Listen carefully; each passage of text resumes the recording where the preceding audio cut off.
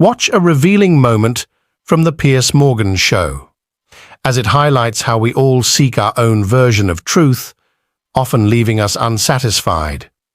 A human rights lawyer, focused on her own agenda, struggles to grasp the severity of our current crisis. A Karen, nevertheless, to say. Welcome to all of you. Let me start with you, Brooke. I want to read you what you tweeted me recently, because I think this will set the tone for this debate. You said, Piers, I've been on the show. I know you to be a fair journalist, but I don't understand why you're giving these Islamo-Nazis such a large platform over and over again to spread their venom. There comes a point when you have heard their message and you've done your duty. Would you likewise host every single member of the SS in Nazi Germany for the sake of debunking? I hate to say you're not doing a good job at it. Their lies and propaganda are so carefully crafted that the more you put Hamas apologists on, the more effective they become. Asking people to debate them, to debate how many babies were killed, whether it's by beheading or by stabbing or by burning babies alive, is tasteless and disgraces the memory of the innocent Jewish people who've been killed. At what point does your journalism become a propaganda tool for terrorism? They send their best and brightest to you to engage in mental masturbation, acrobatics, and they're running circles around you. With all due respect, enough. In the battle between good and evil, there is no journalistic obligation to continue to put evil on a platform to be debated. So, I mean, that seems to me a pretty strong way to start this debate, because what you seem to be saying is that so long as I have pro-Israeli voices, that's fine. As long as I have a lot of people like you who just have one view of this, then I'm a fair journalist. But the moment I stray into people who are pro-Palestinian in a very passionate manner, then somehow I'm failing in my journalistic duty. And I would say that that right there is part of the problem, Brooke, because I have tried to turn this show into a genuinely fair platform for all sides, all arguments, all voices. And I think we've been getting the audiences that reflects, which is people like it. They like to hear both sides. Why don't you? So, Piers, thank you for bringing up that tweet. First, I want to say that's not what I'm saying at all. There's pro-Palestinian, there's pro-Israel, but you've been having pro-Hamas people on your platform, and you're giving them an opportunity to spew their virulent anti-Semitism and their propaganda that justifies Hamas terrorism. It's one thing to debate issues of geopolitics and national... Brooke, can you name one? Right in front of me, I can't. I was replying to something that just name you one. had someone on that I was Name replying. one guest I've had in a month. You know, I don't have the names on me right now, but I can name someone who is on right now. With all due respect, Brooke, Brooke, with all respect, you tweeted this lengthy attack on me and my journalistic rigor and fairness. I will talk about and it. I'm simply Let's asking talk you about, if you're going to do the Brooke, people you have on right now. Hang on, Brooke. Hang on. If you're going to do that, I don't think it's unreasonable to say who. Which of my pro-Palestinian guests expressed support for Hamas? Because I must have missed that. Wajahat Ali, who is on the show right now with us, for example, has deep connections to the Muslim Brotherhood.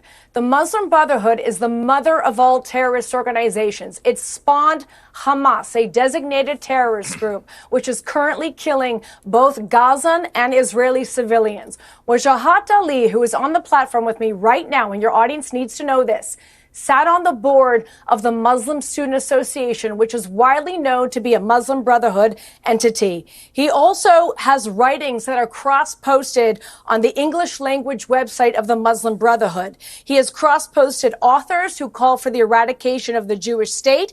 He's a leading writer at CAP, the Center for American Progress, which also has ties to the Muslim Brotherhood. Let me go to him. He has criticized cracking down on the Muslim Brotherhood in Egypt. And of course, he just published an article saying that he's against Hamas because it's politically expedient to him. But he is connected to the Muslim Brotherhood. That's who you have on your show right now. Before I go to him, you've just said he'd just written a piece condemning Hamas. So you kind of kill your own argument. Let me go to Jahan. Well, he's sucking and blowing at the same time. Let me go to the man you've just been.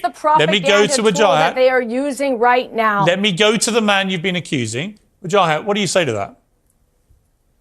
Well, first of all, excellent pronunciation of my name, Brooke. Thank you. Also, it's pretty amazing that for a human rights lawyer, you really don't seem to care much about human beings who happen to be Palestinians or Muslim or Arab. It's like a fireman who's actually an arsonist. But thank you. I risked my life to make a movie about Arab children. I risked my life to make a movie about Arab children and was given an award by the United Nations for my advocacy work for Palestinian children. Let him answer. So good job on doing your research. Let him answer you, please. You are the hero and you are the victim. But let me say the following. Let me say that the person who accused me of being the Muslim Brotherhood and the person who's accused us, anyone who's pro-Palestinian, of being a Nazi, which is, by the way, what Brian Mass said, a Republican. He said there's no such thing as Palestinian civilians because they're just like Nazis, right? But anyway, let me say this, because Piers, I've seen your show. I appreciate Brooke, can you let Wajahat speak, please? Do you condemn the Muslim Brotherhood? Let me say this. I'm going to go a step forward. Look at this. This is what I'm going to do, because I've seen people with my melanin on Piers' show. I've proactively been asked to condemn Hamas. I condemn Hamas. I condemn Hezbollah. I condemn Islamic Jihad. I condemn Muslim Brotherhood. I condemn chocolate hummus. I condemn anti-Semitism. I condemn Islamophobia. I condemn white supremacy. I also condemn Israel's occupation. I condemn settler violence against Palestinians that have killed over 100 people in the West Bank. I condemn Netanyahu using dehumanizing language that you use, such as calling every Palestinian Amalek. I condemn the heritage minister saying that he wants to drop a nuke on Gaza. I have condemned all of that. Do you, Brooke, join me in condemning everything that I have condemned? Because I think as a human rights lawyer, anyone who cares about humanity, they should condemn everything that I have condemned. Brooke, 100%. do you condemn? So why, if you condemn the Muslim Brotherhood, are you publishing with the Center for American Progress, which is strong ties to the Muslim Brotherhood? And why do you allow your papers to be cross-posted on Muslim Brotherhood websites? Why have you denied Jewish indigeneity to Judea? Okay, why you know what, Brooke, I'm going to get it. I'm going to jump in here. I'm going to jump in because we're straying. You keep mentioning. And you say these things on television, Brooke, but you write the exact opposite Brooke, in your writing. I'm going to jump in and come to Glenn. He's been waiting.